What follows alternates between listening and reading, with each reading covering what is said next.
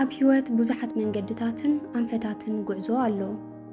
ኣብ ጉዕዞ ህይወት በቲ ሓደ ትድይብ፣ በቲ ሓደ ትወርድ፣ ብዙሕ ሕልኽላኻት እዩ ዘለዋ። ኣብ ዓለምና ብዙሓት ነፍሲ ህላወ ነፍሰን ክእልሻ ላዕልን ታሕትን ይብላ እየን። ኣብ ኣለሻ ህላውነት ድማ ዓርሰ ጉዕዞ ኣሎ።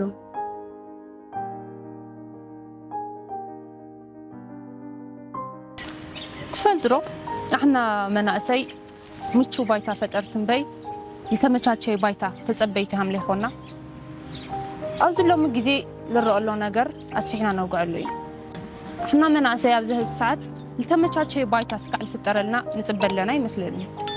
ልምንታይ ከም ኮይኑ በተለይ ኣብ ዓድና ሰላም የለይ ብልብል መንገዲ ምቹው ባይታ ኣይተፈጠረልናይ ንክንሰርሕ ባይታ ኣይተውሃበናይ ሰላም ለ የለይ ኣብ ዓድና ብልብል ንበዛሕና መናእሰይ ዓድና ለቂቕና ላብ ካሊእ ዓዲ ላብ ስደት ንብተነሉ ሰዓት ይኾይኑ ዘሎ። እዚ ካብ ምግባር ግን ኣብ ዓድና ኮይናቱ ዝተመቻቸየ ባይታ ባዕልትና መናእሰይ ተንፈጥሮ ኣይሕስብ ነይሩ። ኣብ ዝተፈላለዩ ሃገራት ዓለም ዝርከቡ ዜጋታት ካብ ዕለታዊ ናብሮኦም ክሳብ ናይ ነፍሶም ሕቶ ምምላስ ዘሎ መንገዲ ባይታ የድልዮ እዩ። ገለ ሃገራት ንዜጋታተን ባይታ የዳልያ የመቻችዋን እየን። ገለ ሃገራት ድማ ምቹው ባይታ ዘይብለን ሃገራት ኣለዋ። ነዚ ተረዲኡ ኣብ ዝተፈላለዩ ምንቅስቓሳት ዝጓዓዝ መንእሰይ ድማ ብዙሕ እዩ። ኣብ ትግራይ ንምርኣይ እንተሞኪርና መንእሰይ ባይታ ንምፍጣር እንታይ ክገብር ኣለዎ? ንኽእል ኢና ኣሕና መናእሰይ ብዙሕ ነገር ምግባር ንኽእል ኢና። ሰላም ለባዕሉ ኣሕና ንሰላም ትሕር ደው ኢልና ኣሕና ንትሕር ንሰላም ዘሚርናስ እቲ ባይታ ይመቻቸሎ ማለት እዩ።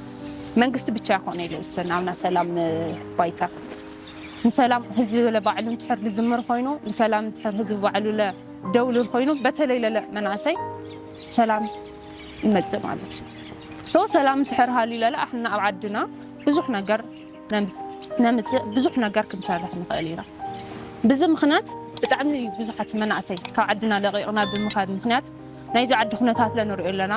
ዓድና ናይ ስራሕ ዓውዲ ነበረትሉ ግዜ ቀሪቡ ኸዚ ድሕሪት ተመለሰትሉ እዩ። ሰኣን ዝተመቻቸየ ባይታ የለይ ብልብል እዩ። እዚ ተነምጽእ ግን ዓድና ናብ ዘለዓበየ ዓድታት ነጸጋግዓ ንኽእል ነርና ኢና። ስለዚ ኣሕና መናእሰይሲ ንምንታይ ናሰብ ተጸበይቲ ንኾን ወይ ለለ ንምንታይ ዝኾነ ባይታ ስካዕ ዝመቻቸየልና ንጽበ ኣሕና ብለመቸቸናይ ባይታ ኮ ብዙሕ ሰብ ክጥቀም ክእል ብዙሓት ላባና መጽኦም ክጥቀሙ ይኽእሉ እዮም። ስለዚ ባዕልትና ንኽእል ኢና። ፖለቲካዊ ቅልውላውን ኩናትን እቲ ብተደጋጋሚ ዝርአ ዘይምርግጋዕን ኩናትን ነቲ መንእሰይ ብቑዕ ትምህርቲ ንኸይቐስም ስራሕ ንኸይፈጥርን መጻኢኡ ብጸልማት ንኽጥምትን ገይርዎ ኣሎ። እቲ ዓለም ለኻዊ ተወዳዳሪ ክገብሮ ዝኽእል ስሉጥ ትምህርቲ ብሰንኪ ዝጸገም ክረክብ ኣይከኣለን። ቁጠባዊ ማሕንቆታት ሓሳብ ዘለዎ መንእሰይ እኳ መስርሒ ቦታ፣ ናይ ልቓሕ ኣገልግሎት፣ ዕዳጋ ምትእስሳርን ቴክኒካዊ ደገፍን ስለ ዘይረክብ ሕልሙ ከይፈጸመ ኣብ መንገዲ ተርፍ። ብሱርለ ሰላም ብቻ ይኾነይ ንዓዲ ኩነታት ብቻ ይኾነይ ብጣዕሚ ብዙሓት ካብ ሰብ ንጽበና ኢና። እንትና እዚ ተልግበረለይ እዚ እኮ ተልሕገዝ ነይረስ እዚ ክሰርሕ ነይረ እየ ልብል ሰብ ነው። ከመይ ኮነይቱ ኣማራፂ ኣሕና ኣነ ይኽእል እየ ልብል መንፈስ እንትሕር ሃሊና ኩሉ ነገር ይከኣል ለይከኣል ነገር የለን። ምክንያቱም ኣሕና መናእሰይ ምንም ዓይነት ነገር ኣብ ምንም ዓይነት ቻሌንጅ ኮይና ብዙሕ ነገር ምስትክኻል ንኽእል መናእሰይ ስለዝኾና ብዙሕ ነገር ክንሰርሕ ንኽእል ኢና። ዝተፈላለዩ ዓይነት ፈጠራታት ፈጢርና ዓድና ንዕቢ ባዕልትና ንዕቢ ንኽእለሉ መንገዲ ባዕልትና ኢና ንፈጥር። ኣብ ከምዚ ሰዓት ና ሰብ ሓገዝ ለዓና ምንም ኣይገብር ና መንግስቲ ሓገዝ ለንዓና ምንም ኣይገብር ና ሰላም ነገር ቤንና ይኾና ይመስሉ። ግን በተለይ ህዝቢ ትሕር ና ሰላም መንገዲ ባዕሉ ሒዝዎ ኮይኑ ግን ምንም ለይቕየር ነገር የለይ። ስለዚ ንሕና መናእሰይ ና ዝተመቻቸየ ባይታ ተጸበይቲ ለይኾናስ ባይታ ፈጠርቲ ንኾን ኣለና ማለት እዩ። ንስነት ባዕሉ ዓብዪ ሃብቲ እዩ። እቲ ዘለካ ጉልበትን ኣእምሮን መዝሚዝካ ናብ ረብሓ ንምውዓል ካብ ናይ ምጽባይ ስነ ልቦና ወፂኻ ናይ ፈጣሪነት መንፈስ ክተላብስ ይግባእ። ሎሚ ምኽንያት ምድርዳር ነቋርጽ።